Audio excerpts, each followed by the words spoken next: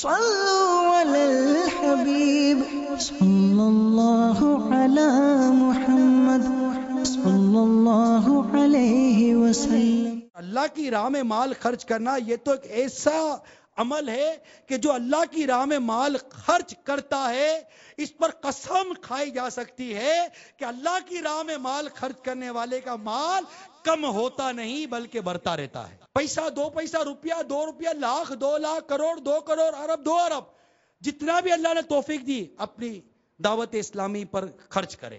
ہاں، جو رشتہ دار، عزیز، اقارب جو آپ کی زکوٰۃ، فطرے اور آپ کے مال کے زیادہ مستحق ہیں، پہلے ان کو دیجیے، اس سے فارغ ہو، آپ کی دعوت اسلامی ہے۔ ہم غفلت کی چادر اوڑے جس دنیا کے پیچھے بھاگتے پھر رہے ہیں، آپ کو لگتا نہیں ہے کہ ہم اپنی آخرت کو داؤ پہ لگا رہے ہیں؟ کہ حدیث پاک میں ہے جب کوئی شخص مر جاتا ہے تو فرشتے کہتے ہیں کہ اس نے آگے کیا بھیجا، اور لوگ پوچھتے ہیں اس نے پیچھے کیا چھوڑا۔ حضرت سیدنا سعید بن مسیب رضی اللہ تعالی عنہ فرماتے ہیں ایک بار ہم حضرت مولا مشکل کشا شیر خدا کرم اللہ تعالی وجہ الکریم کے ہمراہ مدینہ منورہ کے قبرستان گئے۔ حضرت مولا علی کرم اللہ تعالی وجہ الکریم نے قبر والوں کو سلام کیا اور فرمائے قبر والو تم اپنی خبر بتاؤ گے یا ہم تمہیں بتائیں؟ حضرت سیدنا سعید بن مسیب رضی اللہ تعالی عنہ فرماتے ہم نے قبر سے وعلیک السلام ورحمۃ اللہ وبرکاتہ کی آواز سنی، اور کو کہنے والا کہہ رہا تھا یا امیر المومنین آپ ہی خبر دیجئے ہمارے مرنے کے بعد کیا ہوا۔ مولا مشکل کشا شیر خدا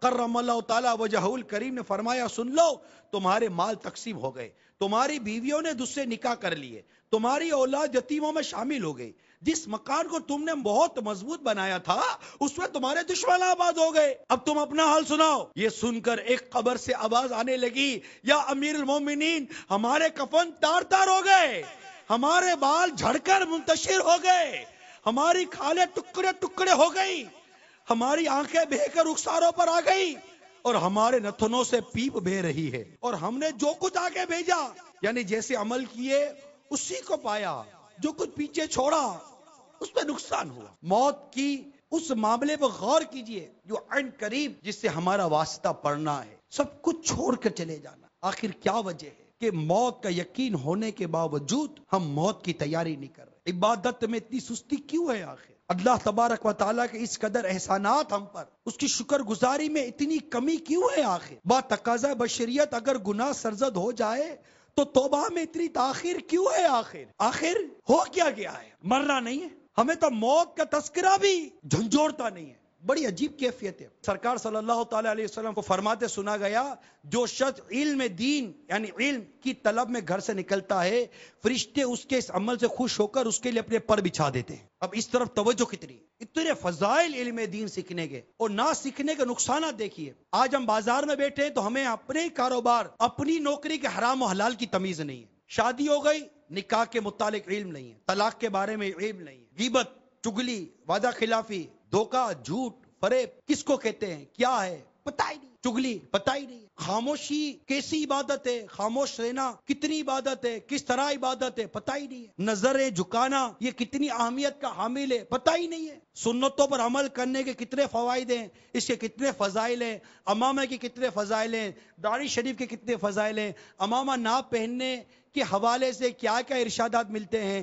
داڑھی منڈانے کے حوالے سے کیا کیا وعیدیں ملتی ہیں، پتہ ہی نہیں ہے۔ پتہ ہے تو غفلت کہ جیسے مرنا ہی نہیں ہے، قبر میں اترنا ہی نہیں ہے۔ آپ غور تو کریں نا جو میں عرض کرتا جا رہا ہوں، یہ سب کیا ہے؟ ہمارا انداز زندگی کیسا ہو گیا؟ یہی انداز زندگی لے کر جیتے ہی رہیں گے، اور اسی طرح کان لگا کر چلو آنکھیں پھاڑ کر سن بھی لیا لیکن تبدیلی کیوں نہیں؟ اٹھے تو جیسے وہی کہ وہی، گویا کہ ایسا لگتا ہے کہ ہم نہ سدھرے نہ سدھریں گے، قسم کھائیے، بے نمازی تھے بے نمازی رہیں گے، داڑھی منڈے تھے داڑھی منڈے ہی رہیں گے، جھوٹ بولتے تھے جھوٹ بولتے رہیں گے، رشوت لیتے تھے رشوت لیتے ہی رہیں گے، سود کا کاروبار یا سود میں مبتلا تھے مبتلا ہی رہیں گے، ماں باپ کو ستاتے تھے ستاتے ہی رہیں گے، غیبتیں کرتے تھے کرتے ہی رہیں گے، بدگمانیاں کرتے تھے کرتے ہی رہیں گے، مسلمانوں کو ستاتے تھے ستاتے ہی رہیں گے، دھوکے دیتے تھے بھتے لیتے تھے ظلم کرتے تھے قتل ناحق کرتے تھے کرتے ہی رہیں گے، نہ سدھرے نہ سدھریں گے، قسم کھائیے۔ اس کی ہلاکتیں کتنی ہیں، اللہ ناراض ہو گیا، اس کے پیارے حبیب روٹ گئے،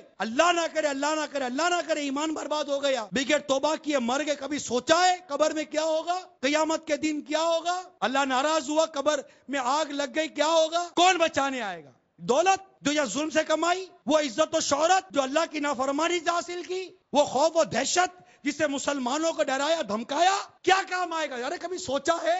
اے مسلمانوں میں تمہیں ڈرا رہا ہوں، واللہ میں تمہیں ڈرا رہا ہوں، تمہیں ڈرا رہا، ڈرے بھی تو صحیح، ڈرتے ہی تو نہیں ہے، ہم تو ڈرانے میں لگے ہوئے ہیں، ڈرتے کب ہیں؟ ارے جو خدا سے ڈرتا ہو کبھی کسی کو ڈراتا ہے کیا؟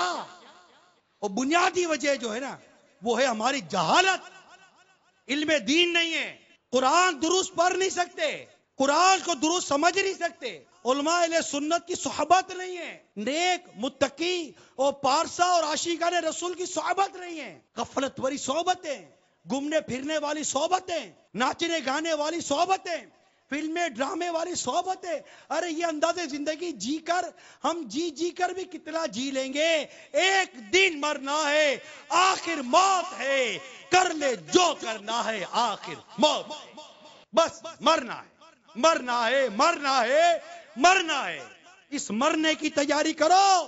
صلوا علی الحبیب صلی اللہ علی محمد صلی اللہ علیہ وسلم۔